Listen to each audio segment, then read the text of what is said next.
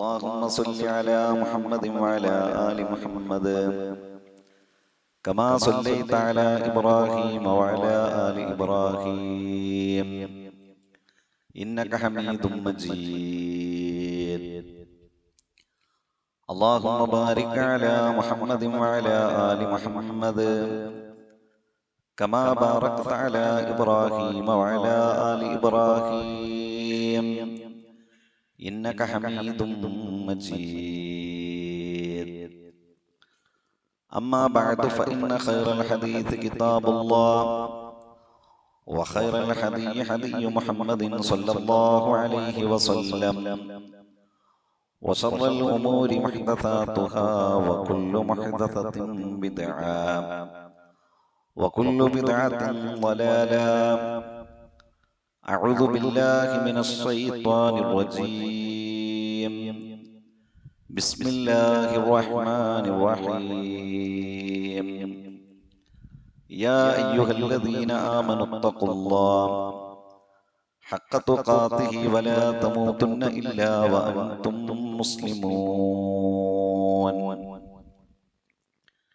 ഏറെ ബഹുമാന്യരായ സഹോദരന്മാരെ, സഹോദരികളെ, ജീവിതത്തിൽ കഴിവിന്റെ പരമാവധി അള്ളാഹുവിനെ സൂക്ഷിച്ചുകൊണ്ട് ജീവിക്കുകയും അള്ളാഹുവിന് ഇഷ്ടമുള്ള പ്രവർത്തനങ്ങൾ പരമാവധി ജീവിതത്തിന്റെ ഭാഗമാക്കി അള്ളാഹുവിന് ഇഷ്ടമില്ലാത്ത പ്രവർത്തനങ്ങളിൽ നിന്ന് ക്ഷമയോടുകൂടി പരമാവധി മാറി നിന്നുകൊണ്ട് നല്ല മനുഷ്യരായി ജീവിക്കാൻ പരിശ്രമിക്കണമെന്ന് എന്നോടും നിങ്ങളോടും നമ്മുടെ എല്ലാം പരലോക രക്ഷയ്ക്ക് വേണ്ടി ആമുഖമായി ഉണർത്തുകയാണ്, വസിയത്ത് ചെയ്യുകയാണ്. മരണപ്പെടുന്ന സമയത്ത് ലാ ഇലാഹ ഇല്ലല്ലാഹ് എന്ന കലിമത്ത് തൗഹീദ് ഉച്ചരിച്ചുകൊണ്ട് മരിക്കാനുള്ള സൗഭാഗ്യം റഹ്മാനും റഹീമുമായ റബ്ബ് നമുക്കെല്ലാവർക്കും പ്രദാനം ചെയ്യുമാറാകട്ടെ. ഒരാൾ മുസ്ലിമായി തീരുന്നത് അശ്ഹദു അൻ ലാ ഇലാഹ ഇല്ലല്ലാഹ് വ അശ്ഹദു അന്ന മുഹമ്മദൻ റസൂലുള്ളാഹ് എന്ന സാക്ഷ്യവചനം സത്യസന്ധമായി ഹൃദയത്തിൽ അംഗീകരിച്ച് പ്രഖ്യാപിക്കുമ്പോഴാണ്. ഈ പ്രഖ്യാപനമാണ് മറ്റുള്ളവരിൽ നിന്ന് മുസ്ലിങ്ങളെ വ്യത്യസ്തമാക്കുന്നത്, വ്യതിരക്തമാക്കുന്നത്. ഇത് കേവലം ഒരു പ്രഖ്യാപനം മാത്രമല്ല. അശ്ഹദു അൻ ലാ ഇലാഹ ഇല്ലല്ലാഹ്, അല്ലാഹുവല്ലാതെ ഒരാരാധ്യനില്ല എന്ന് ഞാൻ സാക്ഷ്യം വഹിക്കുന്നു. വഅശ്ഹദു അന്ന മുഹമ്മദൻ റസൂലുള്ളാഹ്, മുഹമ്മദ് നബി സല്ലല്ലാഹു അലൈഹി വസല്ലമ അല്ലാഹുവിൽ നിന്നുള്ള ദൂതനാണ്, റസൂലാണ് എന്നും ഞാൻ സാക്ഷ്യം വഹിക്കുന്നു എന്നത് കേവലം ഒരു പ്രഖ്യാപനം മാത്രമല്ല. ഇത് അഴകുഴമ്പനല്ലാത്ത കൃത്യമായ, കണിശമായ, വ്യക്തമായ ഒരു ആദർശമാണ്. മറ്റുള്ളതിലെല്ലാം മനുഷ്യർ വ്യത്യസ്ത അഭിപ്രായങ്ങളും വ്യത്യസ്ത ശീലങ്ങളും വ്യത്യസ്തമായ കാര്യങ്ങളുമൊക്കെ സ്വീകരിക്കും. ഇതിലും വ്യത്യസ്തമായ അഭിപ്രായങ്ങളും വ്യത്യസ്തമായ ശീലങ്ങളും ഈ ആദർശത്തിലും ആശയത്തിലും കൂടി അഴകുഴമ്പനായിട്ടുള്ള ഒരു നിലപാട് സ്വീകരിച്ചാൽ ആ മനുഷ്യന് യഥാർത്ഥത്തിലുള്ള ഒരു മുസ്ലിമാകാൻ സാധിക്കുകയില്ല. അതാണ് മുസ്ലിം എന്ന് പറഞ്ഞാൽ. ഈ ആശയം കൃത്യമായി, കണിശമായി സ്വീകരിക്കുക. അപ്പോഴാണ് ഒരാൾ മുസ്ലിമാകുന്നത്, അപ്പോഴാണ് ഒരാൾ മുഅ്മിനാകുന്നത്. ആരാധിക്കപ്പെടാൻ, പ്രാർത്ഥിക്കപ്പെടാൻ, സഹായം ചോദിക്കാൻ, നേർച്ച വഴിപാടുകൾ അർപ്പിക്കാൻ അത് അള്ളാഹുവിന് മാത്രമേ, അള്ളാഹുവിനോട് മാത്രമേ പാടുള്ളൂ എന്നതാണ് അതിന്റെ ആദ്യ ഭാഗം. ആരോടാണ് ആരാധന, ആരോടാണ് പ്രാർത്ഥന, ആരോടാണ് സഹായതേട്ടം, ആർക്കാണ് നേർച്ച വഴിപാടുകൾ? അതിലും ഒരു അഴകുഴമ്പനായിട്ടുള്ള നിലപാട് സ്വീകരിച്ചാൽ പിന്നെ ആ മനുഷ്യന് നിലപാടുള്ള ഒരു മനുഷ്യനല്ല. അതാണ് ഒരു മുസ്ലിമിനെ സംബന്ധിച്ചിടത്തോളം അവന്റെ ജീവിതത്തിൽ അവന്റെ വിശ്വാസത്തിന്റെ ഭാഗമായി നിലനിൽക്കുന്നത്.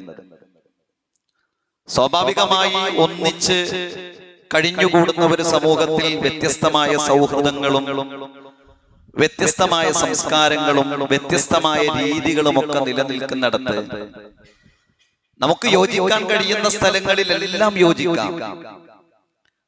അവസാനം ഇതിലുകൂടി ഒരാൾ യോജിച്ചു കഴിഞ്ഞാലോ ആരോടാണ് പ്രാർത്ഥിക്കേണ്ടത്? അത് ഞാൻ അള്ളാഹുവിനോട് പ്രാർത്ഥിക്കാറുണ്ട്. പിന്നെ അങ്ങനെ ഒരു നിർബന്ധമൊന്നുമില്ല. അതിലും ഒരു മനുഷ്യൻ യോജിച്ചാലോ?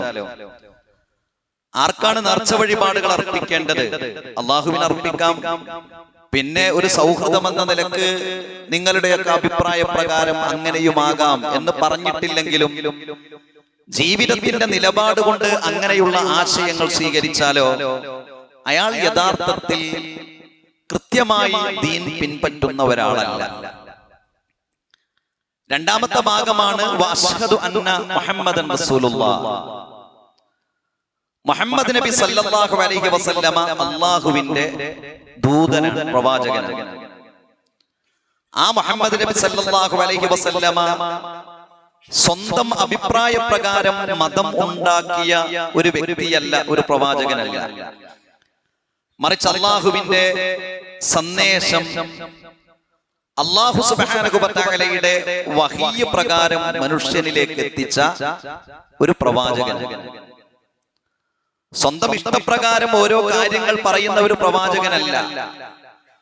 അല്ലാഹു സുബ്ഹാനഹു വ തആല പ്രവാചകനിലേക്ക് ജിബ്രീൽ അലൈഹിസ്സലാം എന്ന മലക്ക് മുഖേന എത്തിക്കപ്പെടുന്ന വഹീ, ആ വഹീ നമ്മിലേക്ക് എത്തിച്ച ഒരു പ്രവാചകനാണ്. ആ വഹീ കൂടിയതാണ് നമ്മുടെ ദീൻ എന്നത്. അപ്പോൾ ഖുർആനും ഹദീസും അതാണ് ഒരു മുസ്ലിമിന്റെ ജീവിതത്തിലെ ആശയവും ആദർശവും. വമാ യൻതിഖു അനിൽ ഹവാ ഇൻ ഹുവ ഇല്ലാ വഹ്യും യൂഹാ. നബി സല്ലല്ലാഹു അലൈഹി വസല്ലമയെ കുറിച്ച് അല്ലാഹു സുബ്ഹാനഹു വ തആല പരിചയപ്പെടുത്തുന്നത് മുഹമ്മദ് നബി സല്ലല്ലാഹു അലൈഹി വസല്ലമ മുഹമ്മദ് നബിയുടെ ഇച്ഛ പ്രകാരം ഒരു കാര്യം സംസാരിക്കുന്നതല്ല ദീനിന്റെ കാര്യം. മതപരമായ ഒരു കാര്യം, ദീനിന്റെ കാര്യം, വിശുദ്ധ ഇസ്ലാമിന്റെ കാര്യം പ്രവാചകൻ സംസാരിക്കുന്നത് നബി അങ്ങോട്ട് സംസാരിക്കുന്നതല്ല. മറിച്ചോ ഇൻ ഹുവ ഇല്ലാ വഹ്യും യൂഹാ, മുഹമ്മദ് നബി സല്ലല്ലാഹു അലൈഹി വസല്ലമയിലേക്ക് വഹീയായി ലഭിച്ച കാര്യമാണ് അള്ളാഹുവിന്റെ പ്രവാചകൻ സംസാരിക്കുന്നത്, മതത്തിന്റെ കാര്യം. അപ്പോൾ മതത്തിന്റെ കാര്യം എന്നത് പ്രവാചകന്റെ ജീവിതത്തിലെ ഓരോ തോന്നലുകൾക്കനുസരിച്ച് പ്രവാചകൻ പറഞ്ഞതാണോ? ഇന്ന കാര്യം വലിയ പ്രശ്നമില്ലാത്ത ഒരു കാര്യമാണ്, അതുകൊണ്ട് അത് ദീനിന്റെ ഭാഗമാക്കാം. ഇന്ന കാര്യം ഞാൻ ആലോചിക്കുമ്പോൾ വലിയ കുഴപ്പമില്ല, അതുകൊണ്ട് നിങ്ങളത് ദീനിന്റെ കാര്യമായിക്കോളൂ എന്നല്ല. അല്ലാഹു സുബ്ഹാനഹു വ തആലയുടെ വഹീ ജിബ്രീൽ അലൈഹിസ്സലാം മുഖേന അല്ലാഹുവിന്റെ പ്രവാചകനിലേക്ക് എത്തുകയും അല്ലാഹു പറഞ്ഞ കാര്യങ്ങൾ മുഹമ്മദ് നബി സല്ലല്ലാഹു അലൈഹി വസല്ലമ നമ്മിലേക്ക് എത്തിച്ചതുമാണ് നമ്മുടെ ദീൻ എന്നത്. എന്നാൽ ദുനിയാവിന്റെ ചില കാര്യങ്ങളൊക്കെ പ്രവാചകൻ പറഞ്ഞിട്ടുണ്ട്. മദീന നിവാസികൾ ഒരിക്കൽ ഈന്തപ്പനയുടെ പരാഗണം അവരിങ്ങനെ നടത്തുകയാണ്. ആൺ ഈന്തപ്പനയിലെ പരാഗണു പെൺ ഈന്തപ്പനയിൽ അവർ നിക്ഷേപിക്കുകയാണ്. അപ്പൊ അള്ളാഹുവിന്റെ പ്രവാചകൻ അവരോട് പറഞ്ഞു, നിങ്ങൾ എന്തിനാണ് ചെയ്യുന്നത്? അതങ്ങനെ വളർന്ന് അതിൽ ഈന്തപ്പന ഉണ്ടാകുമല്ലോ. അപ്പൊ അവര് ഒന്നും ചെയ്തില്ല, അവരത് നിർത്തിവെച്ചു. പക്ഷെ അടുത്ത വർഷം ഈ ഈന്തപ്പഴം കുറഞ്ഞു. അപ്പൊ പ്രവാചകൻ സല്ലല്ലാഹു അലൈഹി വസല്ലം അവരോട് പറഞ്ഞു, അൻതും അഅലമു ബി അംരി ദുനിയാക്കും, നിങ്ങൾ എന്നേക്കാൾ കൂടുതൽ ദുനിയാവിന്റെ കാര്യം അറിയുന്നവരാണല്ലോ. അപ്പൊ ദുനിയാവിന്റെ കാര്യങ്ങളിൽ അള്ളാഹുവിന്റെ പ്രവാചകൻ പറഞ്ഞ കാര്യങ്ങളുണ്ട്. അത് നമുക്കും നമ്മുടേതായ ആശയങ്ങളിൽ നമുക്ക് ആ കാര്യങ്ങൾ ചെയ്യാം. എന്നാൽ ദീനിയായിട്ടുള്ള മതപരമായ അള്ളാഹുവിൽ നിന്ന് പുണ്യം ലഭിക്കുന്നതാണ്, ഇതിന് പ്രതിഫലമുണ്ട്, ഇത് ചെയ്യുന്നത് നല്ലതാണ് എന്ന് പറഞ്ഞ് ഒരു കാര്യം നാം ചെയ്യണമെങ്കിൽ അത് ആര് പറയണം? അള്ളാഹുവിന്റെ പ്രവാചകൻ വഹീ പ്രകാരം പറയണം. വിശുദ്ധ ഖുർആൻ സൂറത്തുൽ ഹശ്റിലെ 7-ാമത്തെ വചനത്തിലൂടെ പറയുന്നു, വമാ ആതാകുമുർ റസൂലു ഫഖുദൂഹു വമാ നഹാകും അൻഹു ഫൻതഹൂ. വമാ ആതാകുമുർ റസൂലു ഫഖുദൂഹു, അല്ലാഹുവിന്റെ പ്രവാചകൻ എന്താണോ കൊണ്ടുവന്നത് അത് നിങ്ങൾ സ്വീകരിക്കുക. അല്ലാഹുവിന്റെ പ്രവാചകൻ എന്താണോ നിങ്ങളിൽ നിന്ന് വിരോധിച്ചത് അത് നിങ്ങൾ ഒഴിവാക്കുകയും ചെയ്യുക. പ്രവാചകൻ എന്താണോ മതത്തിന്റെ ഒരു കാര്യമായി കൊണ്ടുവന്നിട്ടുള്ളത് അത് നമ്മൾ സ്വീകരിക്കുക. എന്താണോ മതപരമായിട്ട് ഒരു കാര്യം നിങ്ങൾ ചെയ്യരുത് എന്ന് പറഞ്ഞത് അത് നമ്മൾ ഒഴിവാക്കുകയും ചെയ്യുക. വിശുദ്ധ ഖുർആനിലെ സൂറത്തു നൂറിലെ 51-ാം വചനത്തിൽ പ്രവാചകൻ സല്ലല്ലാഹു അലൈഹി വസല്ലമ മതപരമായ ഒരു കാര്യത്തിലേക്ക് നമ്മെ ക്ഷണിച്ചു കഴിഞ്ഞാൽ ഒരു വിശ്വാസിയുടെ നിലപാട് എന്തായിരിക്കും എന്നത് പറയുന്നു. ഇന്നമാ കാന ഖൗലൽ മുഅ്മിനീന ഇദാ ദഉ ഇലല്ലാഹി വറസൂലിഹി ലിയഹ്കുമ ബൈനഹും അൻ യഖൂലൂ സമിഅനാ വഅതഅനാ വഉലൈക ഹുമുൽ മുഫ്ലിഹൂൻ. ഇന്നമാ കാന ഖൗലൽ മുഅ്മിനീന, വിശ്വാസികളുടെ വാക്ക് എങ്ങനെയാണെന്ന് അറിയുമോ? ഇദാ ദഉ ഇലല്ലാഹി വറസൂലിഹി ലിയഹ്കുമ ബൈനഹും, പ്രവാചകൻ സല്ലല്ലാഹു അലൈഹി വസല്ലമയും അല്ലാഹു സുബ്ഹാനഹു വ തആലയും ഒരു കാര്യത്തിൽ ഒരു വിഷയത്തിൽ ഒരു വിധി കൽപ്പിച്ചാൽ അൻ യഖൂലു, അവർ പറയും സമിഅനാ വഅതഅനാ, ഞങ്ങൾ കേട്ടിരിക്കുന്നു, ഞങ്ങൾ അനുസരിച്ചിരിക്കുന്നു. പിന്നെ നമുക്ക് അവിടെ ഓപ്ഷൻ ഇല്ല. അതാണ് വിശ്വാസികൾ എന്ന് പറഞ്ഞത്. ഞങ്ങൾ കേട്ടിരിക്കുന്നു, ഞങ്ങൾ അനുസരിച്ചിരിക്കുന്നു. പിന്നെ എന്ത് അതുകൊണ്ട് അങ്ങനെയായിക്കൂടാ ഇങ്ങനെയായിക്കൂടാ എന്ന് ചോദിക്കുന്നത് വിശ്വാസികളുടെ പ്രത്യേകതയല്ല. വഉലൈക ഹുമുൽ മുഫ്ലിഹൂൻ, അങ്ങനെയുള്ള ആളുകളാണ് വിജയികൾ. അപ്പൊ എന്താണ് മതം എന്ന് പറഞ്ഞാൽ? അല്ലാഹുവും പ്രവാചകനും ഒരു കാര്യം പഠിപ്പിച്ചു തന്നാൽ സമിഅനാ വഅതഅനാ, ഞങ്ങൾ കേട്ടിരിക്കുന്നു, ഞങ്ങൾ അനുസരിച്ചിരിക്കുന്നു. അതാണ് മതം എന്ന് പറഞ്ഞത്. അപ്പൊ അതിന് സ്വാഭാവികമായി സമൂഹത്തിൽ കാലങ്ങളായി ചെയ്യുന്നതല്ലേ? ഭൂരിപക്ഷം ആളുകളും ഇങ്ങനെയൊക്കെ ചെയ്യുന്നുണ്ടല്ലോ. അവർ അത് ചെയ്യുന്നതിന് ദുരുദ്ദേശമൊന്നുമില്ലല്ലോ, സതുദ്ദേശമാണല്ലോ ഉള്ളത്.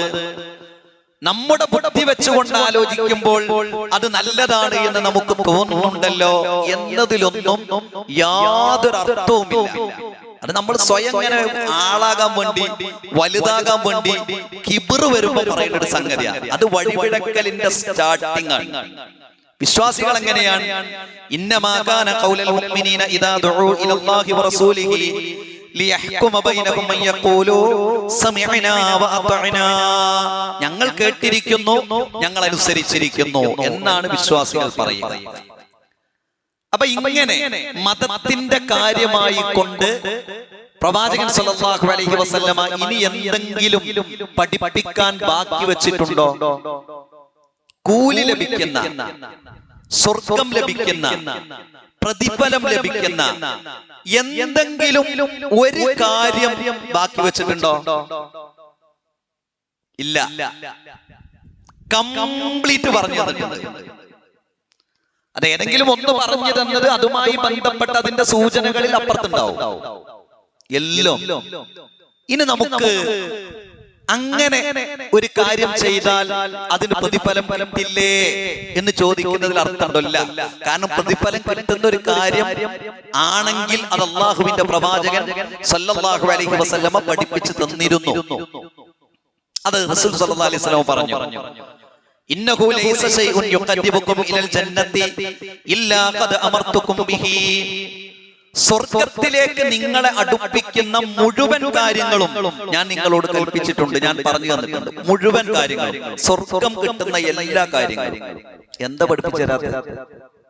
എല്ലാം സുന്നത്തായ കാര്യങ്ങൾ വരെ അല്ലേ? ബാത്റൂമിലേക്ക് എങ്ങനെ പ്രവേശിക്കണം, എങ്ങനെ ഇറങ്ങണം, ചെരുപ്പ് എങ്ങനെ ധരിക്കണം, മുടി എങ്ങനെ ചെയ്യണം, അതിൽ ഫിത്റത്തിന്റെ കുറെ കാര്യങ്ങൾ, നമ്മുടെ ശരീരവുമായി ശ്രദ്ധിക്കേണ്ട കാര്യങ്ങൾ, പള്ളിയിലേക്ക് കയറുമ്പോഴുള്ള പ്രാർത്ഥന, ഇറങ്ങുമ്പോഴുള്ള പ്രാർത്ഥന, ബാത്റൂമിലേക്ക് കയറുമ്പോഴുള്ള പ്രാർത്ഥന, ഇറങ്ങുമ്പോഴുള്ള പ്രാർത്ഥന, ഒരാളെ കാണുമ്പോൾ ചെയ്യേണ്ടത്, സലാം പറയേണ്ടത്, സലാം മടക്കേണ്ടത്, ആ സലാമിൽ ഒരു പദം അധികരിച്ചാൽ തിരിച്ചു പറയേണ്ട ആളുകൾ പറയേണ്ടത്, ഇങ്ങനെ എല്ലാ കാര്യങ്ങളും ചെറുതും വലുതുമായത് അല്ലാഹുവിന്റെ പ്രവാചകൻ പഠിപ്പിച്ചു തന്നിട്ടുണ്ട്.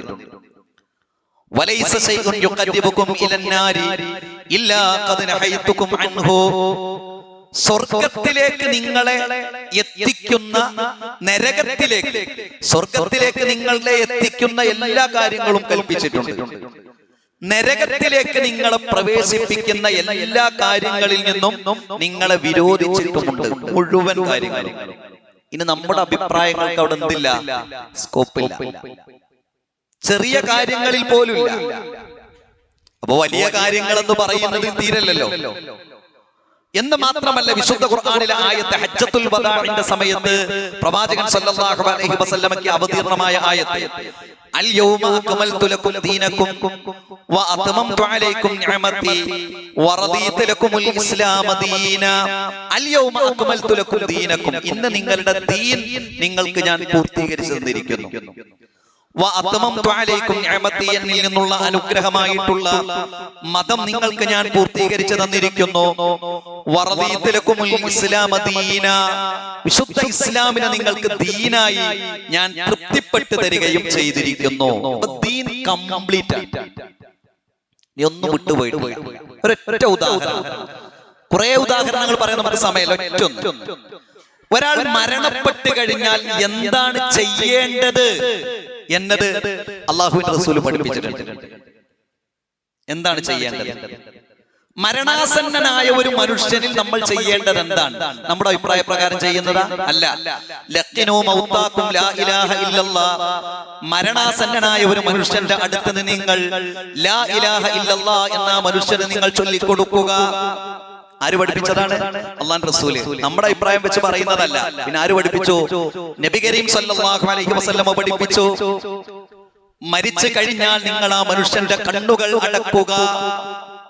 നമ്മുടെ അഭിപ്രായ പ്രകാരം അത് ബോറാണെന്ന് വിചാരിച്ചിട്ടാണ് കണ്ണു തുറന്ന് നടക്കണം. അല്ല, അല്ലാഹുവിന്റെ റസൂൽ കാണിച്ചു തന്നു കണ്ണുകൾ അടക്കുന്നത്. പഠിപ്പിച്ചില്ലേ? പഠിപ്പിച്ചു. ആ മനുഷ്യന് വേണ്ടി നിങ്ങൾ ദുആ ചെയ്യുക. അല്ലാഹുമ്മ അഗ്ഫിർ ലഹു വർഫഅ ദറജതഹു ഫിൽ മഹ്ദിയീന വഖ്ലുഫുഹു ഫി അഖബിഹി ഫിൽ ഗാബിരീൻ വഗ്ഫിർ ലനാ വലഹു യാ റബ്ബൽ ആലമീൻ വഫ്സഖ് ലഹു ഫി ഖബരിഹി വനബ്ബിർ ലഹു ഫീഹി. പ്രാർത്ഥന. എന്ത്? ആ മയ്യത്തിനെ കാണുമ്പോഴുള്ള പ്രാർത്ഥന. നമ്മുടെ അഭിപ്രായ പ്രകാരം അല്ല, പ്രവാചകൻ സല്ലല്ലാഹു അലൈഹി വസല്ലം പഠിപ്പിച്ചു. മരണപ്പെട്ട ഒരു മനുഷ്യനെ, അയാളെ കുറിച്ച് നിങ്ങൾ നല്ലത് പറയുക. നമ്മളിങ്ങനെ നമ്മുടെ ഒരു അഭിപ്രായ പ്രകാരം മരിച്ച ഒരാളല്ല, ഇനിയിപ്പോ നമ്മൾ പറഞ്ഞിട്ട് എന്താ കാര്യം? നമ്മുടെ അഭിപ്രായമല്ല. അള്ളാഹുവിന്റെ പ്രവാചകൻ മുഹമ്മദ് നബി സല്ലല്ലാഹു അലൈഹി വസല്ലം പറഞ്ഞു, മരണപ്പെട്ട ഒരു മനുഷ്യനെ കുറിച്ച് നിങ്ങൾ നല്ലത് പറയണം. അത്യാവശ്യ കാരണങ്ങൾ ഇല്ലെങ്കിൽ നിങ്ങൾ ഖബറടക്കുന്നത് വൈകിപ്പിക്കരുത്. നമ്മുടെ അഭിപ്രായം അല്ല, അല്ലാഹുവിന്റെ റസൂൽ പറഞ്ഞു. ഒരാൾ മരിച്ചതാണല്ലോ, കുളിപ്പിക്കാം. നമ്മുടെ അഭിപ്രായമാണോ? അല്ല, പ്രവാചകൻ പറഞ്ഞു ആ മനുഷ്യനെ കുളിപ്പിക്കണം. വലതുവശത്തിൽ നിന്നത് തുടങ്ങണം, ഉളുവിന്റെ അവയവത്തിൽ നിന്ന് തുടങ്ങണം. സിദർ ശുദ്ധീകരണത്തിന് നിങ്ങൾ ഉപയോഗിക്കണം. അവസാനത്തിൽ അത് ഒറ്റയാക്കണം. സ്ത്രീകളാണെങ്കിൽ ആ മുടി മൂന്ന് ഭാഗമായി കൊണ്ട് നെയ്തിടണം. നമ്മുടെ അഭിപ്രായമാണോ? അല്ല. നിങ്ങൾ കഫൻ ചെയ്യണം. പുരുഷന് 3 വസ്ത്രമുണ്ടാകണം. ജനാസയെ വേഗത്തിലാക്കണം. ആ ജനാസയെ നിങ്ങൾ പിന്തുടരണം. ആ മയ്യത്തിനു വേണ്ടി നിങ്ങൾ നമസ്കരിക്കണം. ഖബറിലേക്ക് കിടത്തുമ്പോൾ ഖിബിലക്ക് അഭിമുഖമായി കിടത്തണം. ഇതൊക്കെ മതത്തിന്റെ നിയമങ്ങളായിക്കൊണ്ട് അയാൾക്ക് വേണ്ടി നിങ്ങൾ തസ്ബീഹ് ചൊല്ലണം. ഖബർ എന്നത് അതൊരു കെട്ടിടമോ അലങ്കാരമോ നിങ്ങൾ ആക്കരുത്. അതിന്മേൽ നിങ്ങൾ ഒന്നും എഴുതി വെക്കരുത്. അതിന്മേൽ നിങ്ങൾ കുമ്മായം പൂശരുത്. ഖബറടക്കിയ ശേഷം ആ മനുഷ്യന് വേണ്ടി നിങ്ങൾ പ്രാർത്ഥിക്കണം. മയ്യത്തിന്റെ വസിയത്ത് നിങ്ങൾ പൂർത്തീകരിക്കണം. മയ്യത്തിന്റെ കടം ഏറ്റെടുക്കണം, അത് വീട്ടണം. മരണപ്പെട്ട വീട്ടുകാരെ നിങ്ങൾ ആശ്വസിപ്പിക്കണം. ഇസ്നഉ ലിആലി ജഅഫർ തആമൻ ഫഖദ് അതാഹും അംറൻ ശഗലുഹും. ജഅഫറിന്റെ കുടുംബത്തിന് നിങ്ങൾ ഭക്ഷണം ഉണ്ടാക്കി കൊടുക്കുക. കാരണം അവിടെ മരണം നടന്നിട്ടുണ്ടല്ലോ, അവർ ദുഃഖിച്ചു നിൽക്കുന്ന സമയമാണ്. അതുകൊണ്ട് മരിച്ച വീട്ടിൽ ആ വീട്ടുകാർക്ക് നിങ്ങൾ ഭക്ഷണം ഉണ്ടാക്കി കൊടുക്കണം. എത്ര കാര്യങ്ങൾ പഠിപ്പിച്ചു? സ്വന്തം അഭിപ്രായമാണോ? അല്ല. അപ്പൊ ഇത്രയും കാര്യങ്ങൾ പഠിപ്പിച്ചതിനിടയിൽ മരിച്ച വ്യക്തിക്ക് വേണ്ടി യാസീൻ ഓതണം എന്ന് പഠിപ്പിക്കാത്തത് കൊണ്ട് നമ്മൾ ഓതാറില്ല. ഇത്രയും കാര്യങ്ങൾ പഠിപ്പിച്ചതിനിടയിൽ ഇങ്ങനെ ഒരു സ്വഹീഹായത് പഠിപ്പിച്ചിട്ടില്ല. മയ്യത്തിനെ വീട്ടിൽ നിന്ന് എടുക്കുമ്പം പ്രത്യേകമായ ഒരു പ്രാർത്ഥന പഠിപ്പിച്ചിട്ടില്ല. ചൊല്ലുന്നില്ല. മയ്യത്ത് പള്ളിയിലേക്ക് എത്തിക്കഴിഞ്ഞാൽ ഉളുവെടുത്ത് മറ്റുള്ളവർ തീരുന്നത് വരെ ഏതെങ്കിലും സൂറത്തുകളോ പ്രത്യേകമായ പ്രാർത്ഥനയോ ചൊല്ലണം, പഠിപ്പിച്ചിട്ടില്ല. നബി സല്ലല്ലാഹു അലൈഹി വസല്ലം 23 വർഷം പ്രവാചകനായി ജീവിച്ചിരുന്ന കാലത്ത് ഏറ്റവും പ്രിയപ്പെട്ടവർ മരണപ്പെട്ടിട്ടുണ്ട്. പ്രവാചകൻ മൗനം പാലിച്ച് അവിടെ നിൽക്കുക ചെയ്തത്. പഠിപ്പിച്ചോ ചൊല്ലണം, പക്ഷെ പഠിപ്പിച്ചിട്ടില്ല. ഖബറിനടുത്തെത്തിക്കഴിഞ്ഞാൽ തബാറക ചൊല്ലണം.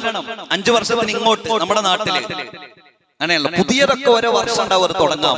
നബി പഠിപ്പിച്ചിട്ടില്ല, അതുകൊണ്ട് ചൊല്ലുന്നില്ല.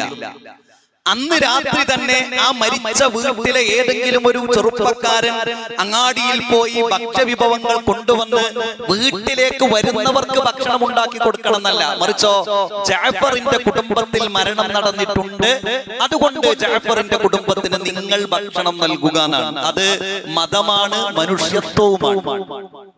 മതം എന്ന് പറഞ്ഞാൽ തന്നെ മനുഷ്യത്വം. അതൊക്കെ മനുഷ്യന്മാർ കണ്ടറിയേണ്ട ഒരു സംഗതിയാണ്. 3-ാം ദിവസം പ്രത്യേകമായ പ്രാർത്ഥനയും ഭക്ഷണവും പ്രവാചകൻ പഠിപ്പിച്ചിട്ടില്ല. 7-ാം ദിവസത്തേത് പ്രവാചകൻ പഠിപ്പിച്ചിട്ടില്ല. 40-ാം ദിവസത്തേത് പ്രവാചകൻ പഠിപ്പിച്ചിട്ടില്ല. ആണ്ടിനുള്ള ഭക്ഷണം പ്രവാചകൻ പഠിപ്പിച്ചിട്ടില്ല. അതുകൊണ്ട് ചെയ്യുന്നില്ല. പഠിപ്പിച്ച എത്ര എണ്ണം പറഞ്ഞു അത്രേ ഉള്ളൂ. അതാണ് മതം എന്ന് പറഞ്ഞത്. അതാണ് ഒരു ഉദാഹരണം എന്ന് പറഞ്ഞത്. അതാണ് ദീൻ. ദീൻ കൃത്യമാണ്. നമ്മുടെ ഇഷ്ടങ്ങൾക്കും താല്പര്യങ്ങൾക്കും അവിടെ യാതൊരു അർത്ഥമല്ല എന്ന് മാത്രല്ല, നമ്മളിങ്ങനെ നല്ലതല്ലേ നല്ലതല്ലേ എന്ന് ചോദിക്കുന്നതിന് അർത്ഥമല്ല. ഖുൽ ഇൻ കുൻതും തുഹിബ്ബൂനല്ലാഹ ഫത്തബിഊനി. വിശുദ്ധ ഖുർആൻ പറയാം, ഖുൽ ഇൻ കുൻതും തുഹിബ്ബൂനല്ലാഹ, നിങ്ങൾ അല്ലാഹുവിനെ ഇഷ്ടപ്പെടുന്നുവെങ്കിൽ ഫത്തബിഊനി, നിങ്ങൾ എന്നെ പിൻപറ്റണം എന്ന് പറഞ്ഞ പ്രവാചകനാണ്. പ്രവാചകനാണ് നമ്മൾ പിൻപറ്റേണ്ടത്. അല്ലാഹുവിനെ ഇഷ്ടമുണ്ടോ, നിങ്ങൾ എന്നെ പിൻപറ്റുക. അങ്ങനെ പറഞ്ഞാല് ഞാൻ പറഞ്ഞതും പഠിപ്പിച്ചതും നിങ്ങൾ ചെയ്യുക. കാരണം സ്വർഗ്ഗത്തിലേക്ക് അടുപ്പിക്കുന്ന എല്ലാ കാര്യങ്ങളും ഞാൻ പഠിപ്പിച്ചു തന്നിട്ടുണ്ട്. അങ്ങനെയായാൽ അല്ലാഹു നിങ്ങളെ ഇഷ്ടപ്പെടുകയും വയഗ്ഫിർ ലക്കും ദുനൂബക്കും, നിങ്ങളുടെ പാപങ്ങൾ അല്ലാഹു പുറത്തു തരികയും വല്ലാഹു ഗഫൂറുർ റഹീം, അല്ലാഹു പാപങ്ങൾ പൊറുക്കുന്നവനാണ്. അല്ലാഹു പാപങ്ങൾ പൊറുക്കുന്നവനാണ്. അപ്പോൾ പ്രവാചകൻ സല്ലല്ലാഹു അലൈഹി വസല്ലം എന്ത് പഠിപ്പിച്ചോ അത് ചെയ്യുക, അത്രേ ദീനിലുള്ളൂ. ആരാണോ അല്ലാഹുവിന്റെ പ്രവാചകനെ അനുസരിക്കുന്നത് അവൻ അല്ലാഹുവിനെയും അനുസരിച്ചിരിക്കുന്നു. അത്രേ ഉള്ളൂ. ഈ പഠിപ്പിച്ചതിലൊന്നും എന്ത് പഠിപ്പിച്ചിട്ടില്ല. നമ്മൾ റബീഉൽ അവ്വൽ മാസത്തിലാണ്. അങ്ങനെ ഒരു ആഘോഷം ഇസ്ലാമിൽ ഇല്ല. കാരണം വിശുദ്ധ ഖുർആൻ അത് പറയുന്നില്ല. പ്രവാചകൻ സല്ലല്ലാഹു അലൈഹി വസല്ലം അത് പഠിപ്പിച്ചിട്ടുമില്ല. നമ്മൾ ആലോചിച്ച് നോക്കിയിട്ട് ഏറ്റവും ചുരുങ്ങിയത് 23 വർഷമാണ്. 40 വയസ്സ് മുതൽ 63 വയസ്സ് വരെയാണ് അള്ളാഹുവിന്റെ പ്രവാചകൻ മുഹമ്മദ് നബി സല്ലല്ലാഹു അലൈഹി വസല്ലമ പ്രവാചകനായി ജീവിച്ചത്. ആ 23 വർഷത്തിനിടയിൽ എന്റെ ജന്മദിനം നിങ്ങൾ ആഘോഷിക്കണമെന്നോ, അതല്ലെങ്കിൽ ഞാനിതാ ആഘോഷിച്ച് കാണിച്ച് തന്നിരിക്കുന്നു എന്നോ, അതല്ലെങ്കിൽ പ്രവാചകരെ ഞങ്ങളൊന്ന് ആഘോഷിക്കട്ടെ എന്ന് ചോദിച്ചപ്പോൾ മൗനം പാലിക്കുക പോലും ചെയ്ത ഒരു സന്ദർഭം 23 വർഷത്തിനിടയിൽ ഉണ്ടായി. പ്രവാചകന്റെ മരണശേഷം ഭരണം നടത്തിയ ഖുലഫാഉർ റാഷിദീങ്ങൾ, പ്രവാചകന് ഏറ്റവും അടുപ്പമുള്ളവർ, വിശുദ്ധ ഖുർആനിൽ സ്വദീഖ്, സിദ്ദീഖ് എന്ന് പഠിപ്പിച്ച, അതായത് സത്യസന്ധൻ, കൂട്ടുകാരൻ എന്ന രൂപത്തിലൊക്കെ മതം പഠിപ്പിച്ച അബൂബക്കർ സിദ്ദീഖ് റളിയല്ലാഹു അൻഹു, അതായത് ആയിഷ പ്രവാചകന്റെ ഭാര്യയായ ആയിഷ റളിയല്ലാഹു അൻഹയുടെ പിതാവ്, പ്രവാചകന്റെ സന്തത സഹചാരി അബൂബക്കർ സിദ്ദീഖ് റളിയല്ലാഹു അൻഹു പ്രവാചകൻ മരണപ്പെട്ടതിന് ശേഷം 2 വർഷവും 3 മാസവും 10 ദിവസവും ഭരണം നടത്തിയിട്ടുണ്ട്. ഒരു റബീഉൽ അവ്വൽ പോലും ആഘോഷിച്ചിട്ടില്ല. ഉമർ ഇബ്നുൽ ഖത്താബ് റളിയല്ലാഹു അൻഹു പ്രവാചകൻ സല്ലല്ലാഹു അലൈഹി വസല്ലമയുടെ കൂടെ ഏത് പ്രതിസന്ധിയിലും കൂടെ നിന്ന ശക്തനായ ധീരനായ ഉമർ ഇബ്നുൽ ഖത്താബ് റളിയല്ലാഹു അൻഹു 10 വർഷവും 6 മാസവും 8 ദിവസവും ഭരണം നടത്തിയിട്ടുണ്ട്. 10 വർഷം റബീഉൽ അവ്വലിൽ എന്തെങ്കിലും ഒരു ആഘോഷം ആഘോഷിച്ചിട്ടില്ല. ഉസ്മാൻ ഇബ്നു അഫ്ഫാൻ റളിയല്ലാഹു അൻഹു പ്രവാചകൻ സല്ലല്ലാഹു അലൈഹി വസല്ലമയുടെ രണ്ട് മക്കളെ ദുന്നൂറൈൻ, രണ്ട് പ്രകാശങ്ങൾക്കുടമ എന്ന് പറഞ്ഞ ഉസ്മാൻ ഇബ്നു അഫ്ഫാൻ റളിയല്ലാഹു അൻഹു 11 വർഷവും 11 മാസവും 9 ദിവസവും ഭരണം നടത്തിയിട്ടുണ്ട്. ഒരു റബീഉൽ അവ്വൽ പോലും ആഘോഷിച്ചിട്ടില്ല. പ്രവാചകൻ സല്ലല്ലാഹു അലൈഹി വസല്ലമയുടെ മരുമകൻ, പ്രിയപ്പെട്ട ഖിത്അത്തു ഖബ്ദി, എന്റെ കരളിന്റെ കഷ്ണമേ എന്ന് പ്രവാചകൻ വിളിച്ച ഫാത്തിമ റളിയല്ലാഹു അൻഹയുടെ ഭർത്താവ് അലി ഇബ്നു അബീ ത്വാലിബ് റളിയല്ലാഹു അൻഹു 4 വർഷവും 9 മാസവും 7 ദിവസവും ഭരണം നടത്തിയിട്ടുണ്ട്. ഒരു റബീഉൽ അവ്വൽ പോലും ആഘോഷിച്ചിട്ടില്ല. 29.5 വർഷം അവരാഘോഷിച്ചിട്ടില്ല. എന്താ? അത് ഇസ്ലാം എന്താന്ന് മനസ്സിലാക്കിയത് കൊണ്ട്. അള്ളാഹുവിന്റെ റസൂൽ പറയാത്ത ഒന്നാണ്, പഠിപ്പിക്കാത്ത ഒന്നാണ്. അതുകൊണ്ട് ഈ വിഷയത്തിൽ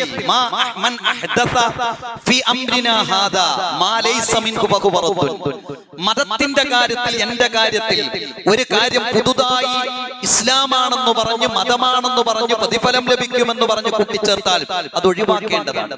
അതാണല്ലോ ഖുതുബയിലേക്ക് തുടക്കം.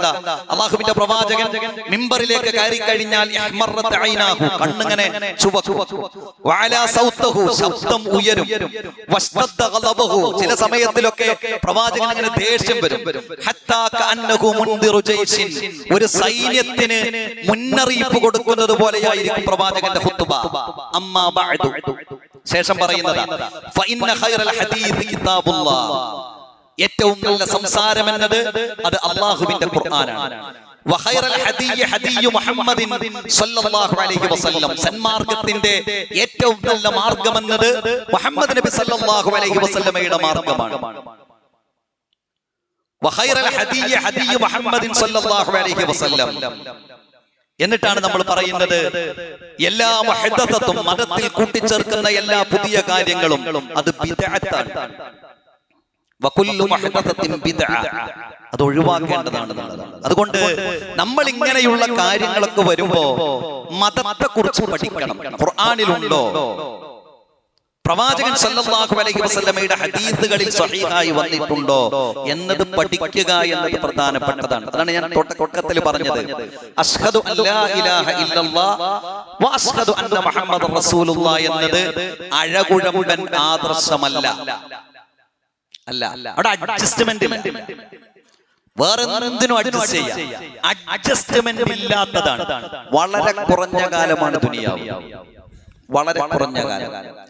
അവിടെയും അഡ്ജസ്റ്റ് ചെയ്താൽ എത്ര കാര്യങ്ങൾ നമ്മൾ അഡ്ജസ്റ്റ് ചെയ്യാൻ അവിടെ ഉണ്ട് പറ്റിയത്. അതൊന്നും മതം വിലക്കിയിട്ടില്ല. വിശ്വാസം കൂടി അഡ്ജസ്റ്റ് ചെയ്താല് പിന്നെ മനുഷ്യൻ എന്തെങ്കിലും ഒരു ആദർശം ഉണ്ടോ? അതൊരു പവറല്ലേ. ഇതെന്റെ ആശയമാണ്, ഇതെന്റെ ആദർശമാണ്, ഇതാണ് എന്റെ വിശ്വാസം എന്ന് പറയുന്നതിൽ ഒരു പവറും അതിലൊരു അഭിമാനം. മറ്റേതോ അതും എന്റെ ആശയാണ്, ഇതുന്റെ ആശയാണ്, അങ്ങനെ പ്രത്യേകിച്ചൊരു ആശയമൊന്നുമില്ല. ഒരു ശരിയായ നിലപാടല്ല. അതുകൊണ്ട് മതത്തെക്കുറിച്ചുള്ള ധാരണയും കാഴ്ചപ്പാടും കൃത്യമാക്കുക എന്നത് വിശ്വാസികളുടെ പ്രത്യേകതയാണ്. അങ്ങനെ കണിശമായ കൃത്യമായ ആദർശത്തിന്റെ വാഹകരാകാൻ അല്ലാഹു സുബ്ഹാനഹു വ തആല നമ്മെ അനുഗ്രഹിക്കുമാറാകട്ടെ.